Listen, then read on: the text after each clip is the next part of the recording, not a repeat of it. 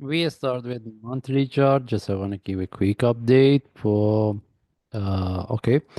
And if we can see based on monthly chart, this is what we get last time. This is the where we wanted to see the breakout of at this point, because if we want to look for all-time high right now, we have to see the breakout of this top, which is the previous top at this price, following by second one. This is the short-term targets. That's mean before the price break the all-time high. This is the targets before we see the breakout of the all-time high. Okay, that's mean the breakout of this zone is really important for us to see the breakout of the all-time high.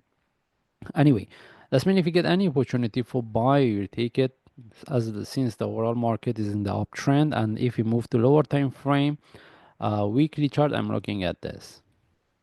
This is where we should look for buy, and this is what we wanted at the first point as a first target based on weekly chart. Then we want to see the breakout of this top, which is the second target.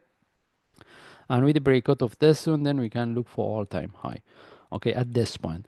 That's mean any opportunity for buy from here based on lower time frame, we'll take it. That's mean based on lower time frame, we have to look for the trade setup for buy. But when we move to the daily chart, this is what we see it. All right, for me, I'm not really interested to look for trade within this kind of the correction, because we cannot get the trade setup.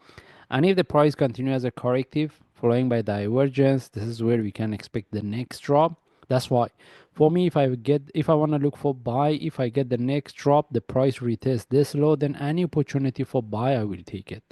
If I want to look for buy from here, I want to see the breakout of this correction as a sharp move. We can look for buy within this correction based on like 15-minute or 15-minute chart, even 1 hour chart. I don't think so we can get the good trade setup. We will go through the 1 hour chart.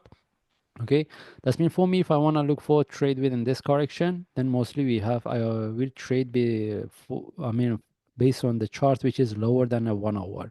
All right, and at this point, I say if we get this drop, at least this is the best we can look for trade. If there is a continuation as a sharp move with the breakout, then I will take the trade. But continuation as a corrective following by divergence, this is where I'm not really interested to look for the trade.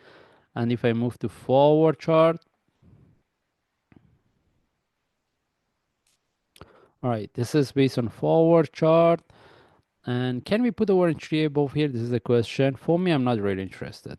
Then the only option is either we put our entry above at this point or above this shadow.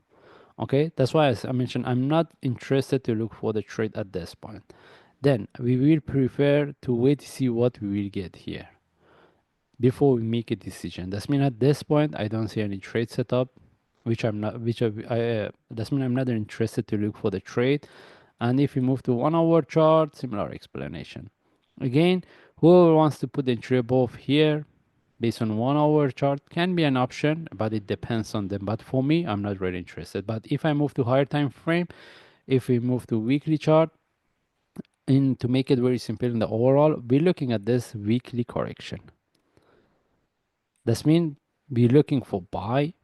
Even we can see based on daily chart, then this is the targets I'm looking to see the breakout of. This is the overall the way we can look for uh, this chart. All right, the only question is how to look for trade, and this is what I explained how we can look for trade. That's mean for me, I prefer to wait to make it. It will be when it's clear for me, then we can look for the trade setup, then we will take the trade. But at this point, I don't see any trade setup. Anyway, we just follow the chart. If I see any update, I will share. Thanks.